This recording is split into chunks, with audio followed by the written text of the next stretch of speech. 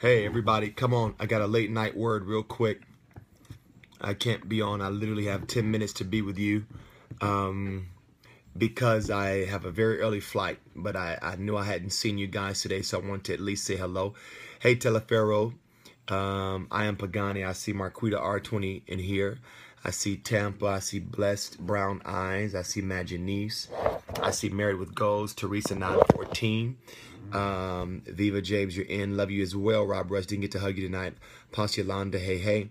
Queen Aisha, I think that says hello from Kalamazoo. Hey, do me a favor. Wake all your people up. Share this Periscope. Let them know I'm on and I have something to say. I have something to say. Pray for me. I am headed out to California to be with Apostle Sherman Dumas for his Freedom Conference. It's always very powerful to be a part of, and it's always very strong meeting, full of impartation. Hey, Heggy, I love you so much. So pray for me. And then Saturday, I am in Muncie, Indiana for a prophetic meeting. So my apologies. I've been running around a day, had quite a bit to do. So I did want to get on real quick for 10 minutes before I get ready to go. Let's share something before you go to bed. First of all, I want to encourage you to be my guest Sunday at All Nations Worship Assembly. I'm starting a new series entitled Let Us Alone, The Cry of Devils. And we're going to be teaching for 7 or 8 weeks about deliverance, spiritual warfare, and not only teaching why it's done, but why you should do it, and then how it's done and why Jesus did it. So yeah, all of that is going on with me. Thank you, all of you. Pagani says it's my kind of talking. I believe, sir, I believe. Listen, tonight I want to talk to you about something that actually is book worthy, and it's book worthy right now because of the okay, how do we say this? The recent oversaturation of what many people are calling full-time ministry. And I had to say that with air quotations because I don't believe that you can be a Christian and have anything you do be excluded from full-time ministry. My belief is that if you are a believer the Bible way, everything you do is full-time ministry, whether it's love your husbands or your wives or teach your children or sell cars. If you do everything you do is unto the Lord, then I really believe that everything you do is full-time ministry.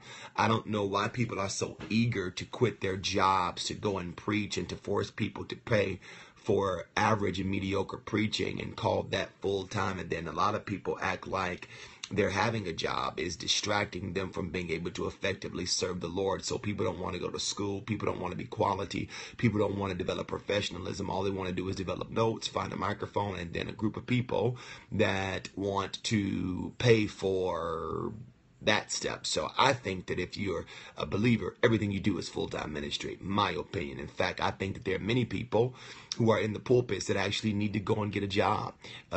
People that have started churches that need to go and get jobs. I think that you should not strain communities of local churches to pay for the thing you're still trying to perfect. Anyway, that's not why I'm here for that.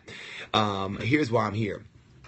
I am here because I want to talk to you and caution you about the very easy snare of ministry idolatry, the worship of ministry, the worship of ministry. I am a minister. I am in full-time ministry. I also have experience as a professional. I worked professionally, a real job, 9 to 5, retirement, etc., until I decided to go full-time with my church. But even now, I'm not opposed to a future in professionalism. So that's very important for you to get so you can understand my purview. So I understand all sides of the spectrum. What I don't want anybody that I teach, anybody that I mentor, anybody that I develop with a ministry call is for them to have more energy. Pay attention to this. In doing the work of the Lord than they do knowing the Lord of the work. I have a problem, and I think God has a problem with this influx of preacher, elder, senior prophet, master prophet, evangelist, empowerment coach, prayer leader, prayer line, first lady, success coach, church planner, Matt, all of these people with these ministry callings and designations who are so heavily occupied with doing the work of the ministry that they don't know God. Now, here is the premise, is that you are falling into ministry idolatry when your public service is estranged from your private devotion.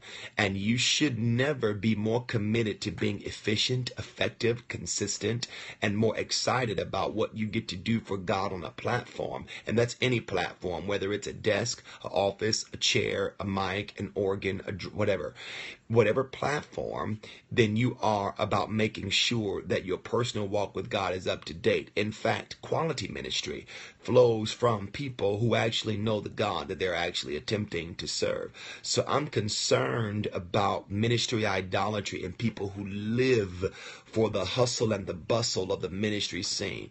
For this cause, I don't really fit in a lot of segments and circles, and I'm actually excited about it because preacher talk doesn't excite me. How you doing, Doc? What you're doing? And most of them have no school beyond high school under their belt, but everything is Doc. How you doing, Doc? How many you average in Doc? Or he showed did close that, Doc. Or you so squall, Doc. Or he got a mean hoop, Doc. And he got that blah blah blah blah blah. And what I find is that there are people who are so invested in all of that foolishness.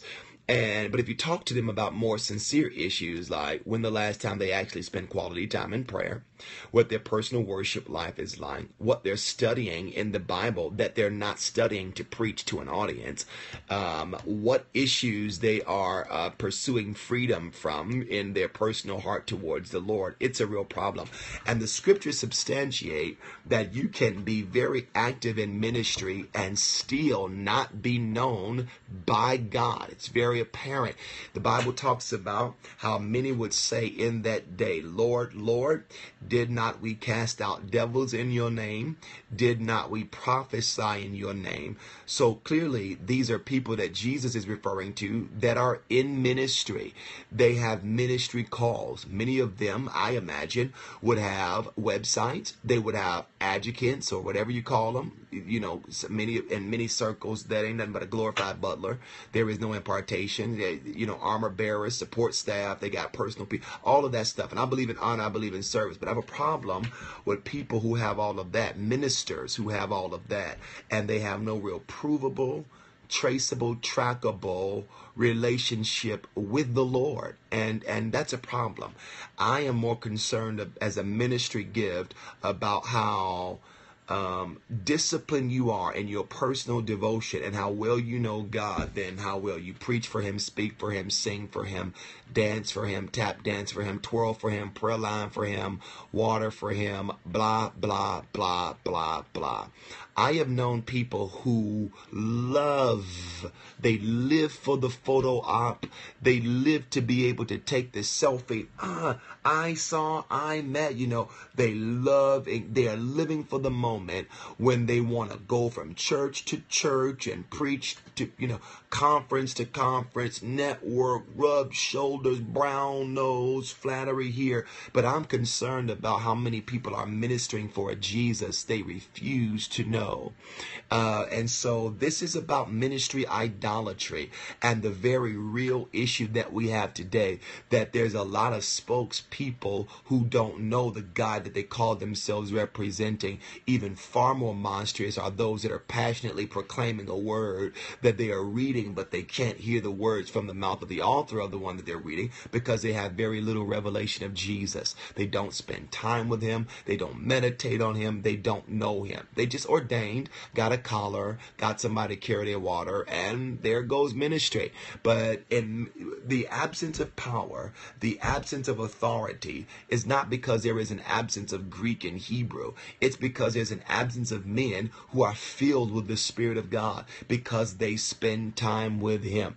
Their revelations are not rumors. They have not been researched by other people, etc., etc. It is things that they have heard from the Spirit of God, from his mouth, because they spent quality time with him. There's a lot of preachers watching me right now that are busy doing a whole bunch of nothing, texting, tweeting, picturing, and they have no real personal walk or fellowship or communion with the Spirit of grace. They spend more time on Facebook than his book. They have no real disciplined journey. And when they are in the scriptures, it's only to stay up to date with what needs to be said to impress you. So this is why there's no weight, there's no authority, there's no power to bring real deliverance. It's because they are estranged from the deliverer. So this is the word that the Bible says Jesus has for those that work for God and don't spend time knowing him. Depart from me. Isn't it nice to know?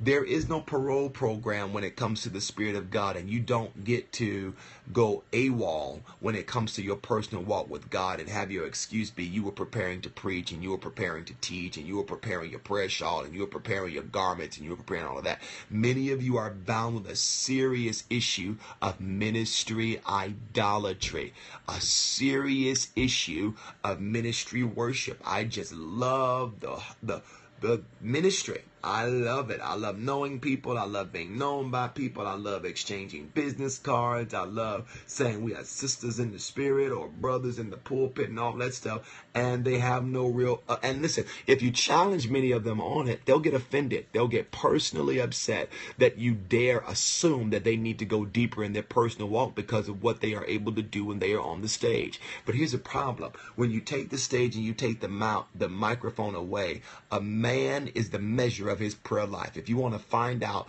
what a real man is, look at what he is able to achieve in the place of prayer. It doesn't matter how hard you preach, how hard you sing, how hard you hold your ear. The measure of a man is found in his prayer life. So I'm concerned about ministry idolatry and the young preachers that we are breeding that are so excited about preaching to God's people and don't know how to spend time in God's presence. They get awkward when the glory of God is in the room. When people are bowing and crying and weeping, they are sitting down, licking their fingers, thumbing through scriptures that they probably should have been thumbing through all week, Or when praise and worship is going on in the sanctuary, they are cooped up in their office doing meetings that they probably could have done because, again, they are in full-time ministry Saturday or through the week. And while we're in worship, bowing, getting ready for the word that you're going to minister to us, you're actually not in the environment with us because you're down there sipping tea and sipping coffee. And when you get in, because you've not been in the environment, you get to change it and alter it to be what you want it to be because you wasn't there. Or you thought that God didn't get there until you got there. It's idolatry. So we need to pray that this pompous, arrogant, self-worshiping spirit, the same thing that was in Leviathan, be brought down out of America's preachers, because for this reason, there's no power on preaching. It's because there's no presence in the person that is the carrier of the principle. So you got to really realize this. As a leader, in a church, you are the chief worship leader. You are the chief intercessor. You are the chief person that's supposed to demonstrate a life pleasing before the Lord. So take off the cape and the collar and bow, worship, be a part of the praise and worship. Don't wait for the magic moment for you to make your grand appearance. Show your people what praise and worship look like. And if you don't, you can't be mad when spirits of perversion and religion hijack your praise and worship because the priest wasn't there to monitor the traffic that was going therein. So if you do that, you either have a very powerful religious demon or you just have ministry idolatry. You like being in ministry, but you're still struggling to get to know God. So I don't want us to assume that everybody that's in ministry knows God the way they want to or the way they need to. Some of them know his ways because they have access to his word, but all of that's still different from knowing him. And Jesus said, I'll say to many in that day, depart from me. I refuse to allow that to be what's said to me. I never want to hear God say, depart from me. I never knew you. I think it's ironic that he doesn't say, depart from me. I wasn't pleased with your service, or depart from me. You didn't work for me. Because there's a lot of people working for him, serving him, and still struggling to know him. The measure of a man can be found in his devotional life. So I'm encouraging you, make quality time for you and God, especially if you got the unmitigated gall to tell people you're in ministry. Make time for God every day. Spend time in his presence. Study the Bible for the transforming of your mind and your heart, not just to figure out what to say to the people that are in front of you so you can impress them with your poems and your riddles and your rhymes and your scriptural coincidences that you get to loop together and act like it was revealed to you by the mind of Christ. No, that's not what we need. We need men who know the God that they're preaching about and speaking for. It's actually highly criminal to purport to be speaking for somebody that you still don't even know. You can't even be an effective attorney and defend a case for a client that you have yet to actually meet. So this is my concern. This is my burden tonight. We need to make sure that we're not breeding people who worship platforms and worship microphones and love opportunity, but don't like devotion, have no desire for his presence, and are not growing in the secret place. That's my word for you tonight. Refuse to be somebody bound with ministry idolatry, full of infatuation and all of that stuff, but somebody that really is committed to loving the Lord and spending time with him and eating his word and drinking deeply of his presence. All right. So I'm on my way out of here. I got to go. I will see you guys soon, but I just want to leave you with this burden. Don't let Jesus say to you, depart from me. We've got to come against and speak out this thing of ministry idolatry to make sure that people have a real walk with God, especially if they're going to represent him. All right. Love you guys. Talk to you soon. God bless.